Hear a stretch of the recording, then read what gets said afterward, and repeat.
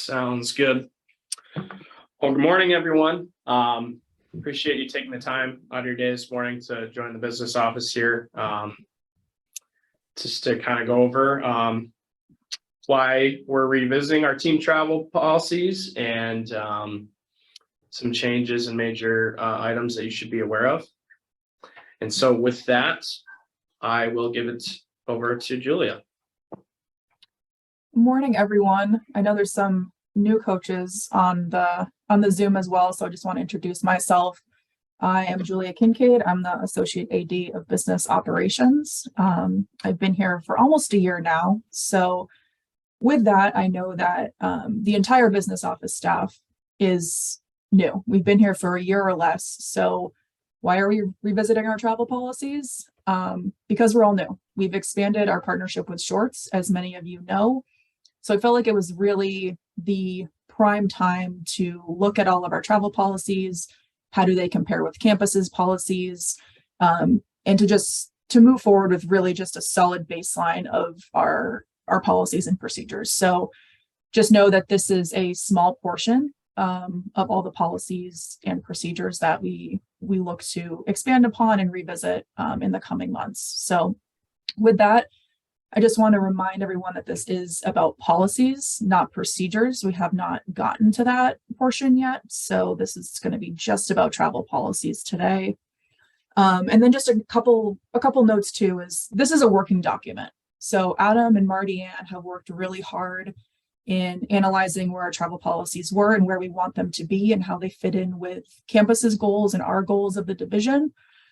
So with that, this might change and this may shift as we evolve and grow. So something you can always reference, and I'll let Adam touch on this too, but we will provide you the tools to know where to reference these, where to find answers to any questions that you guys have. But of course, you can always turn to anyone in the business office staff to answer anything for you. And we really encourage feedback too. Like I mentioned, Adam and Marty Ann have worked really, really hard in putting this together. But we also want to make sure that we are fair in our policies and just really clear about what our expectations are moving forward in relation to all of our policies and procedures. So with that, Adam will talk through all of our new team travels. Awesome. Thanks for the introduction, Julia. So we'll go ahead and get started into what we'll be going over today. So first, we'll just be going over a general team policy overview, as well as touching on main policy points from both domestic and international team travel. So athletic vehicle and van travel, charter bus travel, air travel, lodging accommodations, and postseason travel. In addition to the team travel requirements for traveling internationally, as well as international travel insurance and safety. So just a general overview, all team travel arrangements, as previously done and will continue to be in accordance with the university, the Division of Athletics, the Ivy League, and NCAA guidelines. And standard athletic team travel is by charter bus, van, and/or commercial airline. Again, reiterating upon the mode of transportation that will be used, which is based on safety, expense, availability, missed class time, competition distance, and any other unforeseen circumstances such as weather, etc. Some important varsity policy points to be aware of. All varsity team travel arrangements are coordinated through the Athletics Travel Advisor, and that is done through our partnership with Shorts.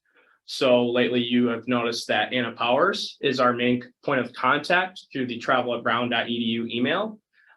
You may have seen, some of you have worked with Cheyenne, who handles our hotels. So they are offering support for us remotely, and we are booking all of our team travel now through Shorts. So all of our former partnerships are done. Team competition schedules must be approved before all required by all required parties prior to booking team travel arrangements. So this part is very important, just to make sure that it's approved by Gene and the sport admin, and that you're following the procedures to get that approved prior to actually placing travel requests. Varsity student athletes will not be reimbursed for team travel expenses. So I know this is another big one. We want them to be removed from putting anything on their personal card. So if it's a situation where you need to put an expense on someone's card personally, a coach or a staff member should do that. And then all varsity team travel must fall within the guidelines of both the business office and the compliance office to account for all anticipated expenses related to away competition and to ensure compliance with, again, NCAA rules and regulations. Some important club policy points. All club team travel is coordinated through the intramural and club sports manager and coach. Club teams must adhere to the same travel policies as varsity teams unless otherwise outlined in our athletics travel policies.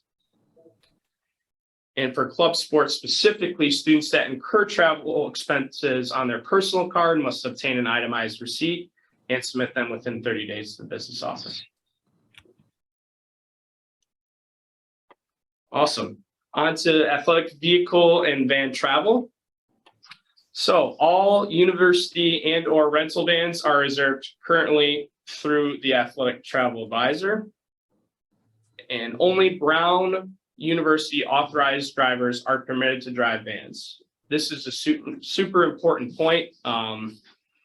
It's really important that you go through the authorization process, which involves you requesting authorization, going through a training course, and then going through what's called an MVR check.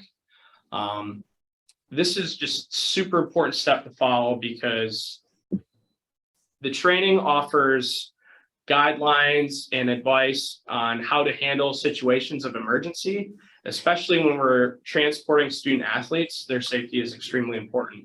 So a prime example is if you're also driving, but you're towing a vehicle and you don't know what the guidelines are for towing weights, how to strap things down safely. If you don't know those guidelines in advance, you may put yourself and student athletes at risk, as well as if you're in an emergency situation, knowing how to prepare for those or what to do in those situations is super, super important. Just like our athletic trainers are CPR certified, if a student athlete goes into cardiac arrest or something like that, it's the same thing for our coaches when we're transporting student athletes, that we need to make sure they're safe and you're safe. And there are no exceptions to. Yeah, Adam, real quick, I think Hannah has a question in the chat. Oh, sure. Can student athletes get driver authorization?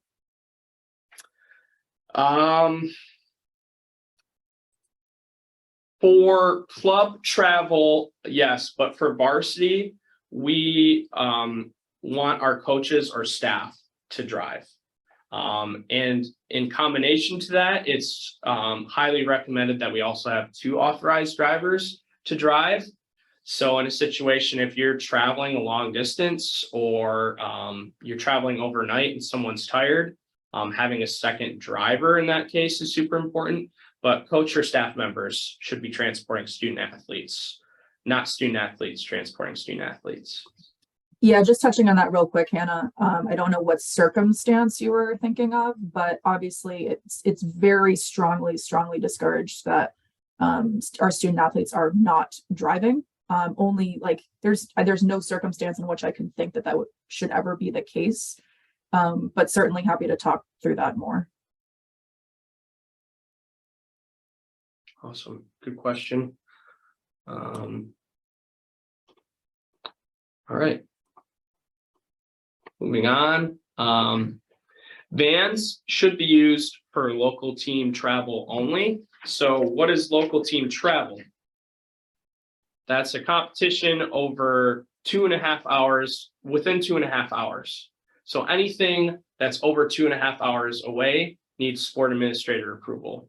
And if it's 2.5 hours away, we do have charter buses that you can reserve and use those as well. Rental vehicles should also be reserved through Brown's preferred vendors. Can anyone here name those 2 preferred vendors? And you can unmute yourself and answer. You can submit in the chat. Enterprise. Awesome. John's got one. What's the other one? Can someone tell me the other one? It used to be Hertz. Is it still Hertz? Good try, but no, it is not Hertz. My guess would be National. Who said that? That would be Ken. Ken. Awesome. You both are correct. So it is National and Enterprise. Thank you, John and Ken. I'm glad I actually got National right because that's who I read it through on my current trip. Good, good. So they're actually owned by the same parent company, but they are still 2 separate brands and our preferred vendors. Why is it important to use them as well? Not only do we get contracted rates through National Enterprise, we get better rates than other vendors, but also we get supplemental and liability insurance coverage, which is super, super important when you're traveling with your team. So in any situation where you can't use one of those vendors, obviously make sure you just notify the business office prior to booking travel, just so we're in the loop as to why.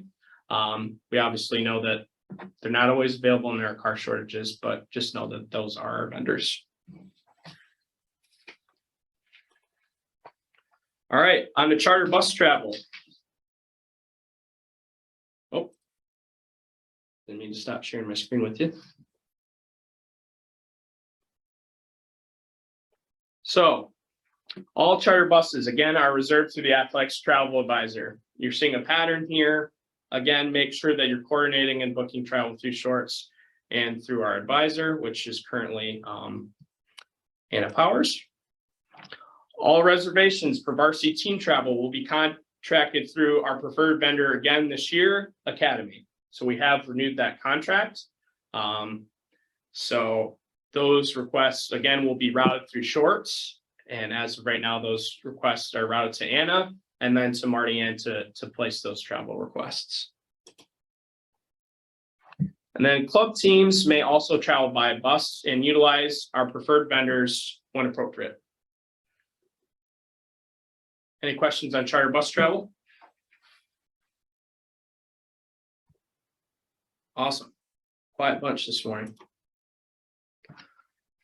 On to air travel. Again, repeating myself here, but again, air travel arrangements must be placed through the travel advisor, which are done through the Shorts portal.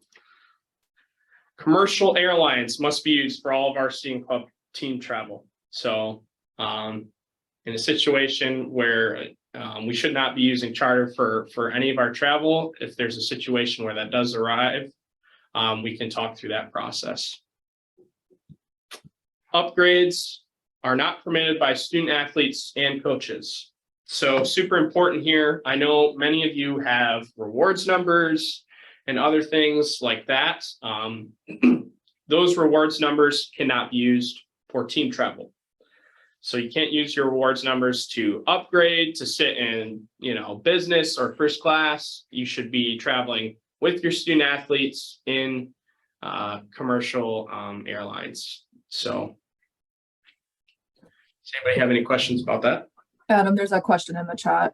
I can touch on this real quick, Roz, and we can talk about it in our budget meeting this week too. But the typical turnaround time for team travel, and Adam, interrupt me if I'm forgetting anything, but you submit your team travel request to Anna with Shorts, and she'll turn around and give you some options. So she'll probably give you about 3 hotel options and some air options. And then we book Academy separately. But what would you say the typical turnaround time is, Adam, for something like that, for them to get their options back? It's pretty quick. Yeah, I would say that it varies. So obviously at the beginning of the year, when all of our teams are submitting requests at once, there could be an additional lead time. But once you submit a request, you get an email saying that you did submit the request and that it's in process. And then usually Anna is in touch with you within, I would say, 5 to 7 business days at the latest, just looking into options for you. And so she'll send back the options to your point, Rosalind, about,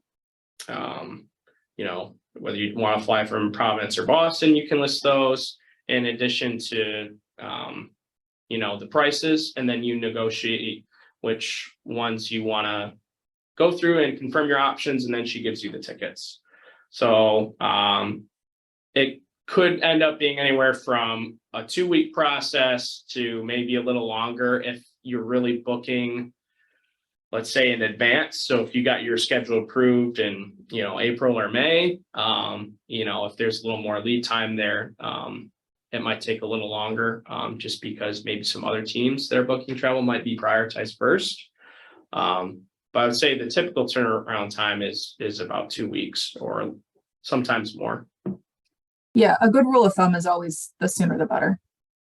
Yes. And obviously you are withheld to getting your schedule approved. So that can delay the process. But obviously, if there's a situation where you absolutely know games happening and need to book travel, you can work with the business office and your sport admin to work out those details. Awesome. Any more questions about air travel? Awesome. All right, lodging accommodations. So budget rate for team travel lodging is $150 per night. If you have specific questions about your budget for team travel, you can always contact Julia. When you book hotels over that rate, obviously it just requires notifying the business office and your sport admin. Not necessarily looking for approval, especially if that's the only hotel option you have. But just know that if there's options within budget and you confirm an option over, we may reach out for additional questions. So please be aware of that. Student athletes are responsible for all in-room charges at hotels, including but not limited to telephone calls, in-room movies, video games, snack bar, room service, incidental expenses, and Wi-Fi upgrades. This is an NCAA guideline, not a business office guideline. So again, reiterating that we don't reimburse for travel expenses, but again, the NCAA doubling down here. So if you have questions about that policy, please talk to Brian or Jen. All hotel costs should be charged to the athletics travel card. So when coaches are traveling, it's whether it's team travel or it's individual business or recruiting travel, it's very common hotel practice for someone to provide their card when they arrive. But this should be for incidental expenses only.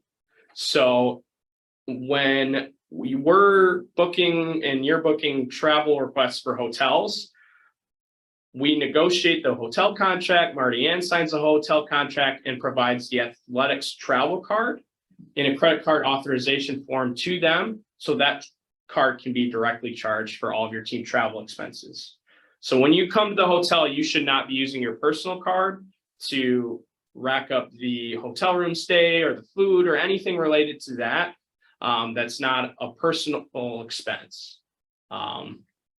And again, that is policy. So you can't use it to get rewards or anything like that and be reimbursed. Yeah, Adam, just real quick, just to, because I've gotten this question a lot by people as well. So team travel hotel points are incurred by the athletics division. So all of those points are now fall under athletics. If you're recruiting and you're on the road, you can still get all the points you want. But anything related to team travel, points live within the athletics division. So if anybody has any questions related to that, please let me know. Awesome, great point, Julia. Another policy point, 2 student athletes to a room. This is also very important. So each student athlete should have their own bed, usually a double, and there should only be 2 student athletes per room. So please make sure when you're submitting travel requests that you are submitting the max number of rooms possible that you may need for any given travel to ensure that everyone has a bed to themselves. So we don't want student athletes bunking up. We don't want 3 student athletes to a room or to cut corners, especially, you know, towards the end of the year if you're getting within budget. We don't want to get creative with student athlete stay. We want to make sure they're comfortable. And again, this is a division-wide policy as well. Club hotel teams can be sourced through the Shorts travel portal also. So if you're a club team, please contact the business office and we can get you connected to that process. Does anybody have any questions about lodging accommodations? Awesome. All right, time to wake everybody up. As we've learned some more, I've got time for a quiz. So I want to, I've got about 5 questions to answer, and anyone can feel free to chime in at any point here, but we're just kind of going to go through them one by one. Can submit them through chat or vocally as well. First question, what tool is used to book all team travel?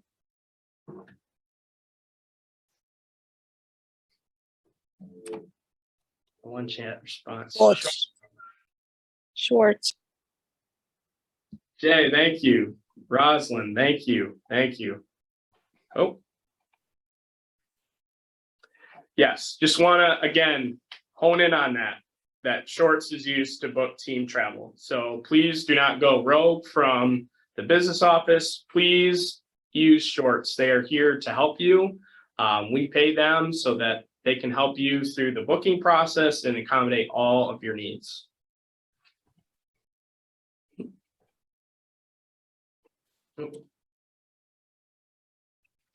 Should Brown be billed for the use of a snack bar during a hotel stay? No. No. No. Thank you, thank you. Yes, no, we should not be billed for that. Coaches can do what they want and go to the snack bar if they want during a hotel stay. They are welcome to do so. We're not saying you can't, but just know that Brown and will not be billed, should not be billed for that, and we will not incur that expense as part of your team budgets. All right, I've got a situation for you. A team is on the road for a week during spring break and needs to do some laundry. A student athlete goes to do their own laundry, but the machine is asking for payment. What should they do? Can anyone step in here? Pay for it themselves? No. Can anyone else think of what they should do? Put it on the travel card. Roz has an answer in the chat, Adam. Oh. Rosalind, I love your answer. Brett, for a minor expense like this, we're not going to use the Brown travel card. So in this situation, let's ask for a coach or staff member to pay for it on the behalf of the student and make sure to get a receipt. In follow-up to this, typical policy for being able to get reimbursed for laundry is any trip that is 5 days or longer. And you can get reimbursed for laundry, but a student athlete should not pay for it. Again, reiterating that varsity student athletes do not get reimbursed for travel expenses. All right, situation 2. Can I ask a quick question on that? Yes, you can. So how, And I'm just thinking about the process of that. Typically, if you're using laundry machines, you're not getting a receipt. So how would you go about making sure you report that expense? Yeah. So in a situation where you're unable to get a receipt, again, you need to just use that missing receipt affidavit form. If you use a card, making sure you just attach a statement so we can see the charge, or obviously if it's cash, you can't do that. And then you just have to fill out the missing receipt, say what the expense was for, the amount, sign it yourself, and then also submit that form to the business office so Julia or Marty Ann can sign it. And then you would submit that in an expense report. Thank you. Great question. All right, back to situation 2. A team needs to make a run to the store while away on team travel, but the coach is currently occupied. Is it okay for a student athlete to drive the rental car and purchase snacks at the store? No. They are not an authorized driver. No. No. Awesome, awesome. Yes. In this situation, they are not able to do this. Should wait till the coach is able to drive to the store and buy these expenses. So if you're on the road and need to get snacks, etc., make sure the coach or staff member is doing that. Appreciate everyone's participation. All right, now on to postseason travel. So in follow-up to that, there are 2 parts to this. So first, we're going to go over Ivy League and other governing conferences postseason travel, some of those policy points. So all Ivy League and other governing conferences like the ECAC, CWPA, etc., all of that travel should be, again, coordinated through the athletics travel advisor. So submitting requests through the Shorts travel portal and coordinating those trips through Shorts through our agent. And obviously you don't anticipate those months in advance. So any important points or things that come up, please be in communication with your sport admin and the business office. All right, on to NCAA postseason travel. So all NCAA postseason travel is reserved through Shorts travel management. Now, in this situation, I want to kind of reiterate that it's not booked through Shorts. So many of you have already been submitting as team travel requests, a lot of our fall teams.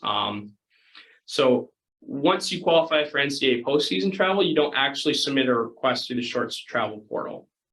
It still goes through Shorts travel management, but the NCAA has a partnership with Shorts as well to book all NCAA postseason travel. So once you qualify for postseason, the coach and the sport admin will usually get email guidelines and policies and procedures to follow for NCAA postseason travel. And how those procedures and are in place and how you book that travel depends on the sport. Some, Shorts might book the travel for you and give you the itineraries and ask for your roster information and all those necessary steps. It might involve some back and forth. But again, just reiterating that it's not done through Shorts, and that when you do qualify, that you'll be given information. You can obviously work with the business office and your sport admin to coordinate those trips. In addition to this, coaches and staff should be prepared to provide additional information to the business office for their travel expenses for team expense reimbursement purposes through the NCAA. So the NCAA, when you travel for postseason, they will reimburse for certain expenses. So the business office may reach out for additional information. So please make sure that you are keeping itemized receipts or invoices for all of your team related travel, just like you normally do for your team travel throughout the year. If you have any questions about this or want more information, you can always visit the NCAA Division I Championships Travel Policy website, which has a lot of good information about those procedures and steps. Does anybody have any questions about postseason travel?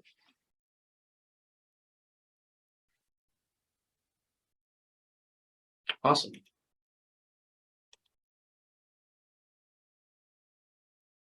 Again, any receipts for the expenses, like I previously stated, should be submitted to the business office within 2 weeks upon your return. All right, on to international team travel. So all international team travel arrangements, again, are coordinated through the athletics travel advisor. It's a similar process as far as actually booking the travel and utilizing Shorts and Anna or whoever our future rep is. As far as the procedure for booking that travel and the procedures to follow to qualify for international travel in those situations is an evolving process with sport administrators and compliance right now. So if you have any questions about that, I would direct you to Brian Hiskey. Again, reiterating that international team travel is just as domestic team travel must fall within the guidelines of the business office, the compliance office, the Ivy League, and the NCAA. So kind of following up, as I've gone through all of the steps for domestic team travel, those steps and procedures should be used as a model for booking international team travel and what steps to follow when you're out on the road or in another country, unless otherwise outlined in this policy. So I'll get into a couple additional requirements here. So when you're traveling internationally and you need to rent a car, supplemental liability and collision insurance must be purchased through the rental agency. And that is a university policy, not just an athletics policy, and that must be followed. In addition to this, inoculations, prescriptions, and medical tests, when permissible or required for international travel, are reimbursable expenses. I'm not up to date on all the CDC guidelines, but if you need to buy a COVID test in a certain country to come back in or to go to another one, obviously those are reimbursable expenses for your team.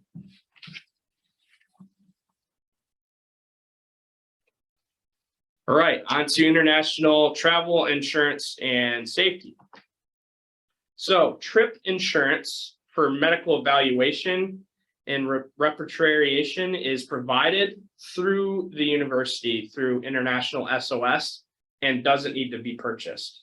So in situations where there's a quarantine or whatever the emergency situation may be, there are safeguards in place that the university has set up that will help you exit those situations safely and be provided in those situations. If you need more information about this, you can always visit the university's International SOS website or download the International SOS Assistance app. Again, as you get closer to booking international trips, or if you're considering traveling internationally, I'd highly recommend doing so because it'll provide a lot of good information about emergency phone lines to contact when you're in an emergency, as well as steps to follow if something happens, as well as other things that you can and resources you can use at your disposal. Teams should also register in the University Travel Safe portal prior to parting on a foreign tour. The reason you should do this is this includes just a bunch of really good information about what goes into traveling internationally, the risks that are involved, the steps that coaches and staff need to take before traveling internationally, Because for many of us that don't travel often to other countries, there's just a lot of good info there that you should have. Obviously, you're all traveling a lot domestically, but not necessarily to another country. So the university has a lot of good info on that website. And just real quick on top of that, the Travel Safe portal also allows the university and campus to know that you guys are traveling and who is going to be with you, your travel party. It just really increases the level of safety when campus knows exactly where you guys are and who's there on the trip. Yeah, absolutely. And it even might notify institutional advancement and other departments when you're traveling. It's kind of just like the first initiator to really get campus involved. So not necessarily our division and our departments, but it is a good step to get the university involved as well, to be a resource, because those resources are there and they're willing to help. So does anybody have any questions about international travel insurance or safety? Awesome. Well, that's the end of our presentation. I got through a little quicker than expected, but does anybody have any questions for me that they didn't have a chance to ask about any of our team travel policy points? If we have done the van safety test, do we need to do it again every year, or we're okay if we've done it once? Yeah, that's a great question. So that driver authorization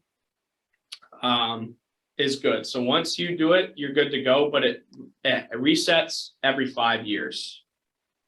So 1 year expiration expires. Our campus fleet manager, as well as the athletics travel manager, will initiate the MVR check to take place again. And additional details will be sent to you about, renewing your training and any other, new policies and procedures that might come up in the future. But just know that on our end, we keep a running list of who is authorized. So if you're renting a vehicle and we see the notification come through, we're going to check to see if you're authorized or not. So there's really no going around us to do it. So at some point we are going to check for that. So, but good question, Agnes. Yeah, it does last for 5 years. So you don't have to do it every year. I have one more question. When we're traveling, would that be helpful for in or shorts travel, that if we search what hotel we would like to be, or it's close to the venue or anything like that, and give them that suggestion so they don't have to spend time to try to find something for us and then give us options? Would that speed up the process? Yes, and that's more of a procedural item, but there are options when you book your travel to list your preferences. So I know many coaches have a hotel they really like to stay at when they travel to Cornell or Columbia or whatever, conference school they're playing. I know that those are very typical. So yes, you can list those. Yeah, Agnes, real quick about that too. I think that it's not necessarily going to speed up the process, but if Anna knows which one of those hotels you prefer to stay in, she can make it one of the options so you can see what that cost is against the other ones. Thank you. Awesome, good questions. Anybody else have any questions while we're here?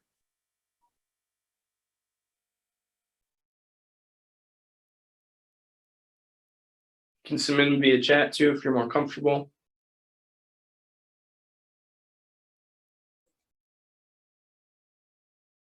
All right, quiet bunch this morning. I do really appreciate everyone for attending. In follow up to this email, I will give you a link to the full list of all of our travel procedures so you can reference them at any given time. Not just going to print them out for everybody. If you want to print them out, I can absolutely give you a printout, but trying to go paperless and give you those options to reference those at any given time, as well as might be reaching out about some feedback as well. So Adam, real quick, Hannah, I just saw your question in the chat. That is on my to-do list, is to analyze that. There's no promise that the per diem rates are going to change. I would love for them to change, and I think that's the direction we are going in, but nothing is decided yet. So to whatever we may choose for them to be, and whenever that is implemented, I will 100% provide more communication as we get closer to that.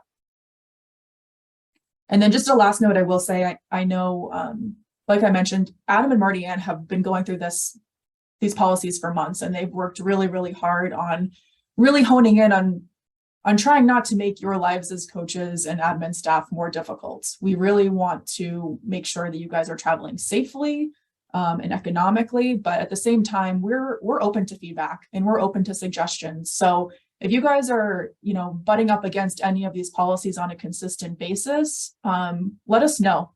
We're here to work with you guys and try to make your lives easier. So we're completely open to feedback and thoughts. So at any time, please pop in, talk to any member of the business office staff, and we'd be happy to help out in any way we can. Great points. As far as your other coaches or staff members for your teams, there are many other one-on-one sessions happening in the future. Specifically related to team travel, there are 3 sessions left. There's one this afternoon, and then there are some next week. So please encourage your other coach or staff members to attend, because we want to give you the best information possible. And as well as in the follow-up, I am recording these. So I will choose the best recording of these one-on-one sessions, and I will post them live so you can reference them as well. Cool. Awesome. Thank you, Adam. And if there's no other Thanks, Adam. questions, thank you everybody for taking the time today. Thank you. Thanks, everyone. Thank you. New fiscal year. Good luck. Thank you. Bye. We're gonna need it. You got it, Jay. Hi, Jay.